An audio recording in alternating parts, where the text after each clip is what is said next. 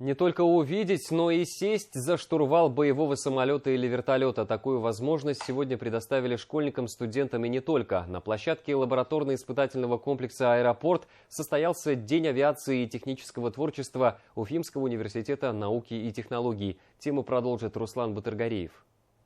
На самолетах летали многие, чего нельзя сказать о винтокрылых машинах. А когда речь идет о боевых вертолетах, то и вовсе увидеть их с такого расстояния удача. Для кого-то сегодня она оказалась двойной. Разрешили даже сесть за штурвал. Вообще, это мой первый опыт. Очень интересно, очень все непонятно. Сегодня, в принципе, у нас здесь проходит практика по авиации у нашего потока именно прикладной информатики. Здесь очень много всего интересного.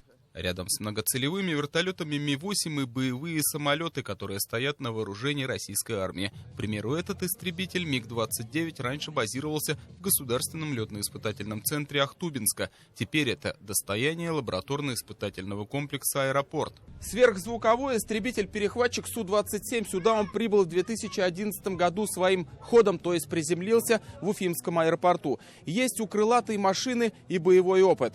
Самолет в августе 2008 года участвовал в грузино-южно-осетинском конфликте, но самая интересная деталь даже не это, а то, что двигатели здесь установлены уфимского производства. Возможно, среди юных посетителей сегодняшнего мероприятия будущие моторостроители ОДК УМПО. День авиации Уфимского университета науки и технологий – это своеобразная профориентационная работа вуза. На мероприятие пригласили школьников. Отдельное внимание кадетским классам с авиационным уклоном. У нас просто был выбор в школе. Я думала как-то между математическим и кадетским классом. Но что-то вот лежит на кадетском классе. Я не знаю, сама захотела.